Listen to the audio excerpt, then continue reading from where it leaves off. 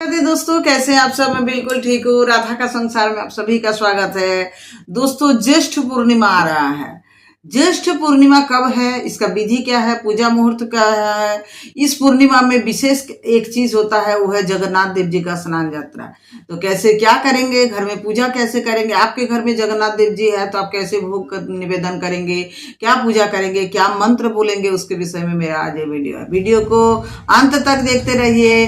अच्छा लगेगा तो चैनल को सब्सक्राइब कर लीजिएगा और लाइक शेयर कर दीजिएगा, जिससे सबको इसके विषय में पता चले। तो चलिए दोस्तों, बताते हैं कि पूर्णिमा कब है। ज्येष्ठ पूर्णिमा जो है सोमवार के दिन पड़ रहा है, 29 जून। 29 जून सोमवार के दिन पड़ रहा है। इसका शुरुआत हो रहा है 29 जून को ही प्रातःकाल में 3:06 पर। प्रातःकाल 3:06 पर पूर्णिमा का शुरुआत हो रहा है और समाप्ति होगा 30 जून के दिन। 30 जून मंगलवार के दिन सुबह 5:26 पर। सुबह 5:26 पर आपके घर में अगर हर पूर्णिमा को सत्यनारायण की कथा कहना या पूजन करने का नियम रीति है, तो जैसे सत्यनारायण की कथा होता है, आप चाहे पंडित जी से कराते हैं तो सारे विधि नियम बता देते हैं, खुद से करते हैं तो नियम वही जो हर बार हम वीडियो में बताते हैं। पहले आपको स्नान करना है, जल्दी ठाकुर जी घर द्वार साफ सुथरा करके स्नान कीजिए, पूजा रूम साफ सुथरा कीजिए। एक चौकी लीजिए, चौकी रखेंगे जहां, उस प्लेस को अच्छा से पहले पोंछ लीजिए, गंगा जल छिड़क दीजिए। उसके बाद चौकी रखिए, चौकी के ऊपर एक पीला कपड़ा रखिए। आपके घर में नारायण जी का फोटो है या लक्ष्मी नारायण जी का विग्रह है, आप रखेंगे और रख के आपको करना है पूजन का व्यवस्था। तो केला का पत्ता जो होता है, चौकी का 4 कोना में 4 ठो लेके ऊपर में शिखा में एक साथ बांध देंगे। कलश बैठाना है तो पहले नीचे में अक्षत रख देंगे या पंच अनाज जो मिलता है वो रख देंगे। उसके बाद एक कलश लेंगे। कलश मिट्टी का, तांबा का, पीतल का, कांसा का, किसी का भी हो सकता है। कलश लेंगे, कलश में थोड़ा सा हल्दी का लेप लगा देंगे तो बहुत अच्छा होगा। कलश में पहले स्वस्तिक बना लेना है और गला, कलश का जो मुंह है उसमें कलावा लपेट देना है। पंच पल्लव, आम पल्लव जो होता है जिसमें 5 पत्ता वाला या 7 पत्ता वाला आप ले सकते हैं। कलश में जल भरना है। कलश में एक जो है हरतुकी, एक हो गया सुपारी, लौंग, इलायची, अक्षत, रोली, चंदन, सिंदूर, ये सब कुछ सुगंधित थोड़ा द्रव्य उसमें कलश के जल में डालना है। एक जटा वाला नारियल लेना है, उसमें आपको पीला कपड़ा या लाल कपड़ा से नारियल को लपेटिए और उसके बाद कलावा से बांध दीजिए। जटा को ऊपर तरफ रख के नारियल को ऐसे बैठाना है। उसके बाद आपको जो है केला का भोग, नारायण जी को सबसे ज्यादा ये है, तो केला का भोग वो चौकी में 5 केला कम से कम चौकी में सजा के सुंदर से रखिए। 5 सुपारी रखिए, 5 और भी कोई जो सिक्का है 5 सिक्का रखिए। ऐसे नियम है चौकी में सजाने का। उसके बाद आपको क्या करना है, पूजन अगर खुद से कर रहे हैं तो भोग बनाना होगा आपको। अगर बंगाली है आप और आपको पूजन करना है तो आप जो घोल बनता है, आटा, चीनी, केला, इस सब का घोल, लेकिन इसका नियम है कि ये ब्राह्मण जब पूजा कराता है तो ही करना चाहिए, क्योंकि इस घोल का बनाने का रीति जो है ब्राह्मण से ही कराना चाहिए।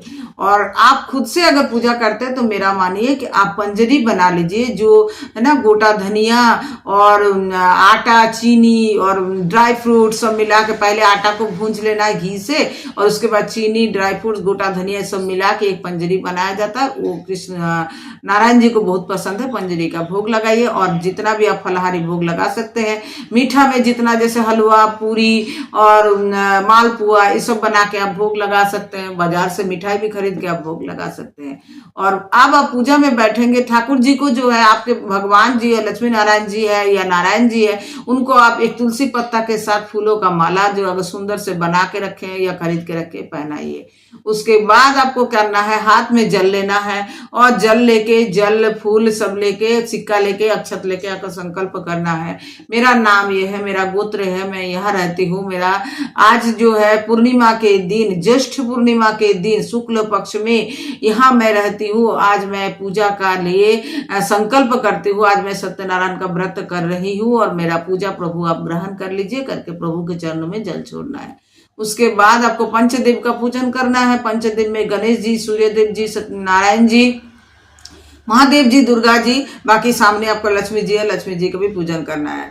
बाकी सब इंद्र देव को पूजन करना है। सभी देवी देवता, इंद्रादि देव, ग्रह देवता, वास्तु देवता, नगर देवता, कुल देवता, सभी देवता के नाम से चरणों में फूल अर्पण करना है। फूल अर्पण करने के बाद सत्यनारायण जी का जो है कथा कहना है। आप कथा कह लीजिए और कथा होने के बाद आपको सत्यनारायण जी का आरती करना है और आरती करके आपको पूजन समाप्त हो जाएगा। यही अगर आप पंडित जी से पूजा कराता है तो पंडित जी तो सारा विधि नियम से पूजन कराएगा, हवन भी करा देगा।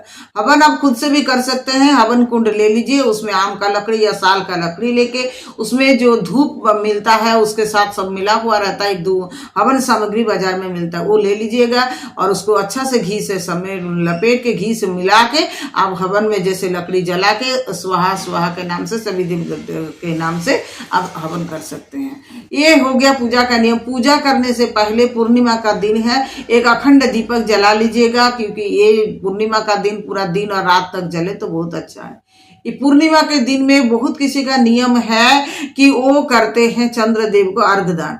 चंद्रदेव को अर्घ, चंद्रदेव को उस दिन चंद्र उदय का समय है 7 बजे के बाद, तो आप चंद्रदेव को 7 बजे के बाद अर्घ प्रदान करें। चंद्रदेव को अर्घ प्रदान करने के लिए नियम तो है उपवासी रहना। अगर आप नहीं रह सकते तो मीठा भोजन ग्रहण करके या फलाहारी भोग लेके आप चंद्र माने दिन भर रह के शाम के समय चंद्रदेव को अर्घ दे सकते हैं। चंद्रदेव को अर्घ देने के लिए आपको क्या करना होगा, एक लोटा लेना है जो पीतल का हो तो अच्छा, क्योंकि उसमें आपको दूध लेना है ना, दूध से चंद्रदेव को अर्घ दिया जाता है, तो आपको तांबा का लोटा नहीं लिया जाता। पीतल का लोटा लीजिए। पीतल का लोटा में आपको क्या करना है, दूध लेना है, जल लेना है, सादा फूल, व्हाइट फूल जो है लेना है। चंद्रदेव जब उदय होंगे तो चंद्रदेव का नाम से ओम सोमाय नमः, ओम सोमाय नमः, ओम सोमा, चंद्रदेव को नाम सोम है, सोमदेव है, सोमाय नमः करके उनको अर्पण करना है। चंद्रदेव को दीप अर्पण करना है, आरती करना है। चंद्रदेव को आपको चाहे तो पंचदीप अर्पण कीजिए, एक दीप अर्पण कीजिए, आपका मर्जी। ऐसे करके पूर्णिमा का दिन है तो तुलसी पूजन सुबह में निश्चित कीजिएगा, तुलसी में दीपदान कीजिएगा, तुलसी परिक्रमा कीजिएगा, लेकिन तुलसी पत्ता उस दिन तोड़ना नहीं है, तुलसी पेड़ को उस दिन छूना नहीं चाहिए।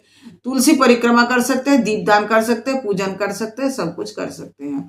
शाम के समय भी तुलसी में एक अवश्य दीपदान कीजिएगा। ये विशेष नियम पूर्णिमा का दिन है।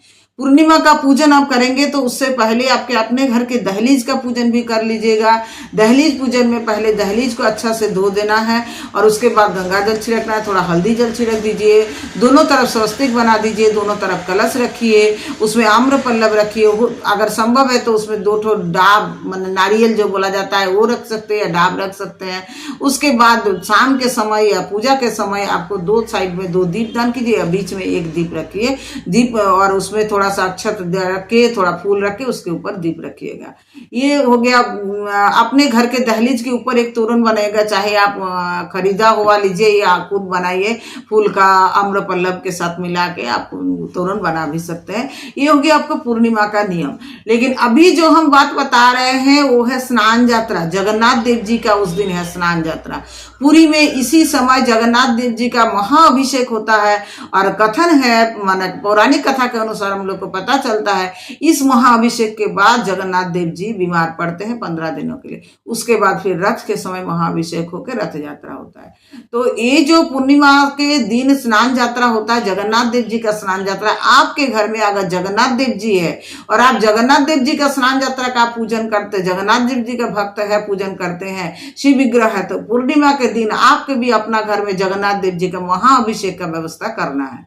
इसके बाद आप जगन्नाथ देव जी का जो बुखार होता है और उसका दर्शन नहीं होता है, आप चाहे तो जगन्नाथ देव जी को आप कुछ दिनों के लिए रेस्ट में रख सकते हैं और किसी को दर्शन नहीं करने दे सकते। ये आपका मर्जी, आपका घर का ठाकुर है, आप जिस नियम से भी करें।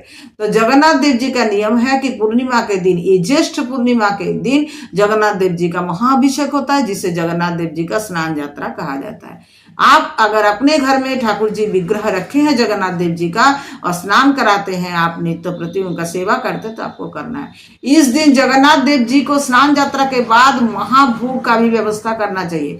आपसे हो सके तो 56 भोग का व्यवस्था कीजिए, नहीं तो आप जितना भी संभव है व्यवस्था कीजिए।